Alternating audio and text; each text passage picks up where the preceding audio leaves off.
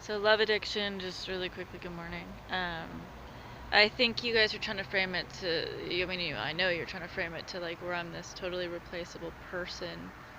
Um, and you said that all the men in my life left me. It's kind of the opposite. I mean, on the first relationship I was cheated on, so I had to go. I mean, that's not really an option at that point. And so I left, but yeah, but I left because he left through cheating. So, and on the second relationship, I don't really know. It just kind of fizzled, and then I don't really know actually who left who. It was kind of like it he was kind of being distant and weird and whatever, and then he tried to get back, and I wasn't having it, but so I don't really know who left who because he was distant first, but I'm the one who left, so I don't really know. Um, and then, the third one, Alan, it was a mutual in that moment, because it was a really bad fight. And then he kept coming back, and I couldn't do it anymore. And he kept coming back, and he kept coming back, and he kept coming back for years. I mean, up until this point. Um, and Matt, I left, and he kept coming back. and,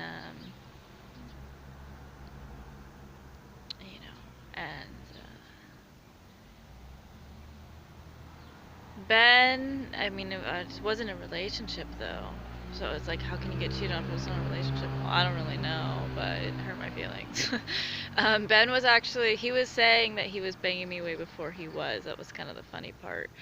Um, to that whole thing where his ex contacted me and was like, yeah, he's bragging to people that he's banging you. It actually wasn't true. We didn't bang until months later, so that was a little funny. But I had to go. I mean, it wasn't a relationship anyway, but it wasn't a choice. I had to go. And Nick, I left because it was just something was off, and you guys said that wasn't true, and I showed you that email too, where he's like, I feel a lot of shame, Tara. I'm really sorry, and I'm like, it's all right. And then Abe was the only one that just out left. And then you saw how vague that was. He didn't know why. So you guys said this whole thing. Um, oh, and then as far as Bryce and I went, you actually have it on tape because it was at the cop station. He had to break up with me, and he didn't do it for 3 days, and things got worse for him because he was supposed to, and he didn't. I mean, you can say it however you want to. Bryce was actually on tape, and so he was supposed to break up with me. This was after the one thrust, after I got all that stuff. I was gonna go to the woods.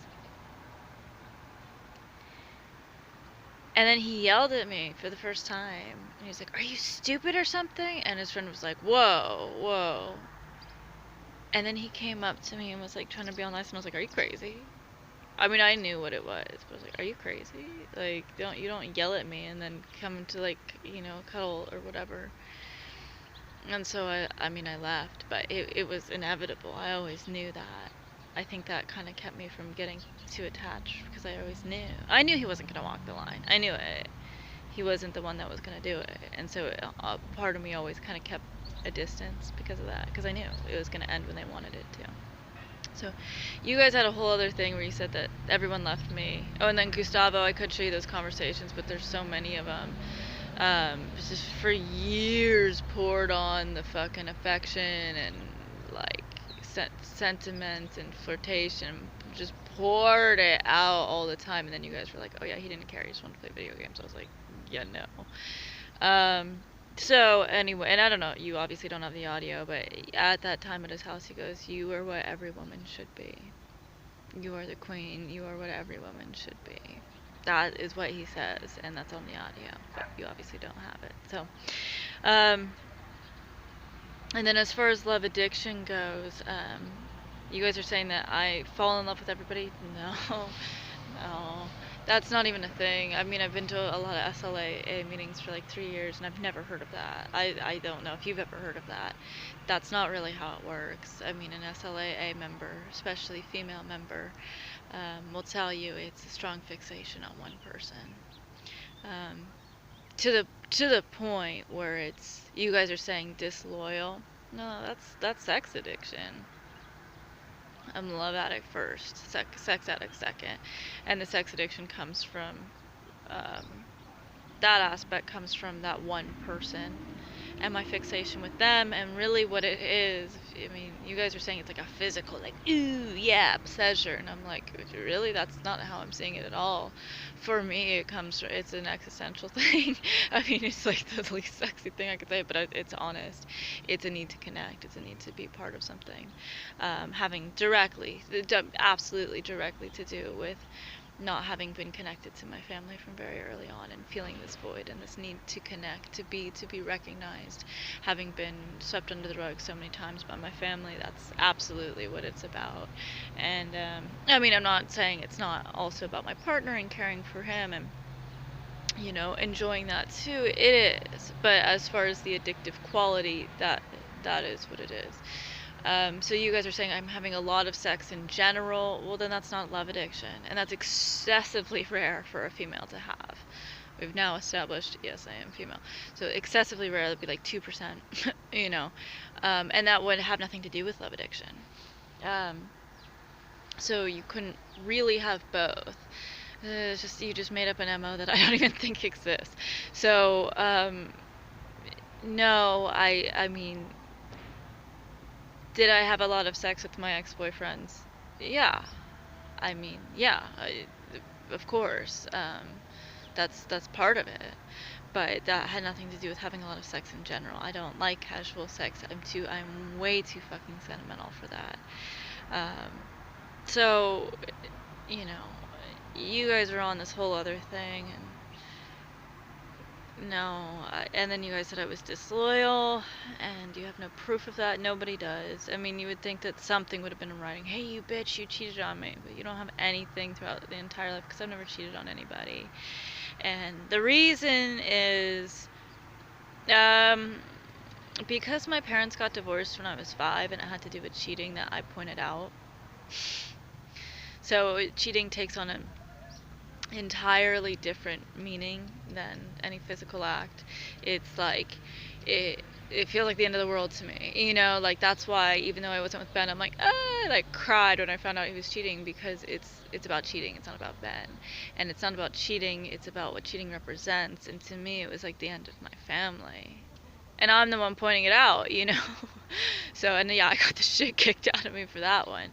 So I don't know why my dad had to tell my mom that I was the one that he didn't have to do that part, and he did, and it hurts. I think she took out a lot of anger on me because of that. He didn't have to do that. So, to me it represents a lot more than that. And I have been cheated on, and it hurt so bad that I never wanted to do that to anybody. So you guys are just rewriting a whole other thing. No, it's actually the opposite. I'm loyal to a fault. It's weird. I'm very loyal to situations and people that I shouldn't be. And but then one day I just walk away like a cat. Like a cat, like you're just like, oh my god, I can't believe you just left. I thought you were gonna be here forever. And I was like, no, you're a shithead though. you know. So, you've made up an entire MO. I'm telling you what it actually is, and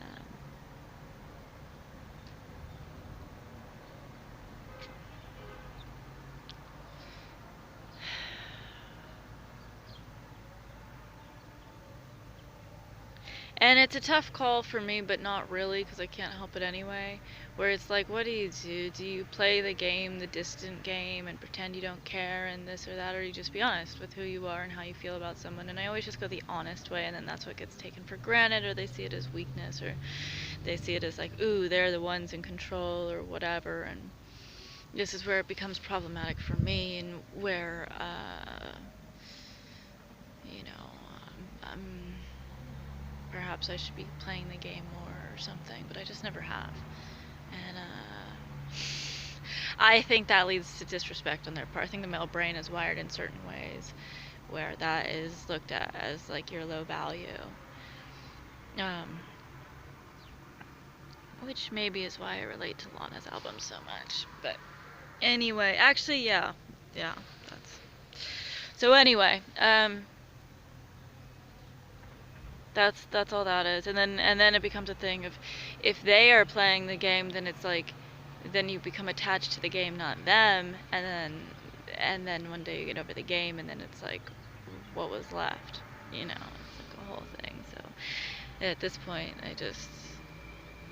I'm a really straight shooter. I'm just like, hey, I like you, or like, I want to make this work, or whatever, and I don't play those games. And you guys completely lied about all of that. You're like saying that I'm telling him I'm a different age and like all this other horseshit. Like, no, what you see is what you get, and that's fortunate and unfortunate. So, um,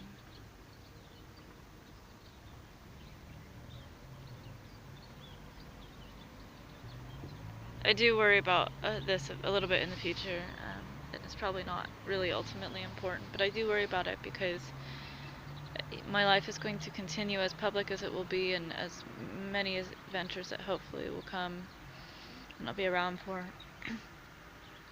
I do worry about the isolation and how that would affect things, because anyone that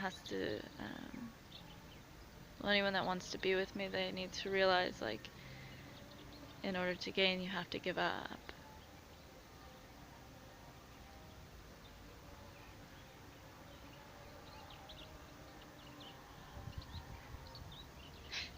Yeah. And I think maybe that's why I ran away from Joe. On another level, to me, it was the Illuminati thing, totally, in that moment, totally. But